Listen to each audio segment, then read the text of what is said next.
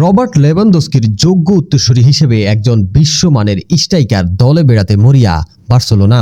Catalan ক্লাবটির সেই সন্ধানে এবার সবার উপরে উঠে এসেছে অ্যাটলেটিকো মাদ্রিদের আর্জেন্টাইন ফরওয়ার্ড হুলিয়ান আলভারেজের নাম। গত আগস্টে ম্যানচেস্টার সিটি ছেড়ে দিয়ে মাদ্রিদে যোগ দেওয়া এই তারকাকে পেতে 100 মিলিয়ন ইউরো পর্যন্ত খরচ করতে প্রস্তুত স্পেনের জায়ান্টরা। আর্জেন্টাইন সংবাদ মাধ্যম জানিয়েছে, বার্সেলোনার পছন্দের তালিকায় 1 নম্বরে থাকলেও আলভারেজকে পাওয়া সহজ হবে না। পিএসজি এবং আর্সেনালের মতো ক্লাবগুলো তাকে দলে নিতে আগ্রহী। যদিও আলভারেজ এখন পর্যন্ত দল বদলের বিষয়ে কোনো মন্তব্য করেননি, তবে ফুটবল মহলের ধারণা আসন্ন আন্তর্জাতিক টুর্নামেন্টগুলোর পরেই এই বিষয়ে বড় কোনো অগ্রগতি হতে পারে। আলভারেজকে কোনো কারণে দলে না পাওয়া গেলে বার্সেলোনার রাডারে রয়েছে ইন্টার মিলানের অধিনায়ক লাউতারো মার্টিনেজ।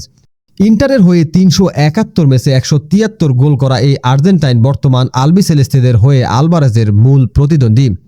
এছাড়া বিকল্প হিসেবে স্প্যানিশ মিডিয়ায় আলোচনা এসেছে চেলসির ব্রাজিলিয়ান ফরওয়ার্ড জোয়াও পেদ্রো। 24 বছর বয়সী এই তারকার সঙ্গে চেলসির দীর্ঘমেয়াদী চুক্তি থাকলেও উপযুক্ত প্রস্তাব পেলে বার্সা তাকে দলে টানতে পারে। পাশাপাশি ম্যানচেস্টার ইউনাইটেড থেকে ধারে আনা মার্কাস রাশফোর্ডের পারফরম্যান্সও সন্তুষ্ট কাতালানরা। চলতি মৌসুমে 45 ম্যাচে 13 গোল ও 13 অ্যাসিস্ট করা এই ইংলিশ তারকাকে পাকাপাকিভাবে রেখে দেওয়ার সম্ভাবনা উড়িয়ে দিচ্ছে না ক্লাবটি। তবে সব সমীকরণের কেন্দ্রবিন্দুতে রয়েছেন আলভারেজই। সবশেষ উইন্ডোতে আর্সেনালের $143 মিলিয়ন প্রস্তাব ফিরিয়ে দিয়েছিল অ্যাটলেটিকো। মাদ্রিদের ক্লাবটির হয়ে 104 ম্যাচে 48 গোল করা এই ফরওয়ার্ড বর্তমানে ক্যারিয়ারের সেরা সময় পার করছেন। এখন দেখার বিষয় লেভানদস্কির জায়গা পূরণ করতে বার্সা শেষ পর্যন্ত কাকে ন্যু ক্যাম্পে বেড়াতে পারে।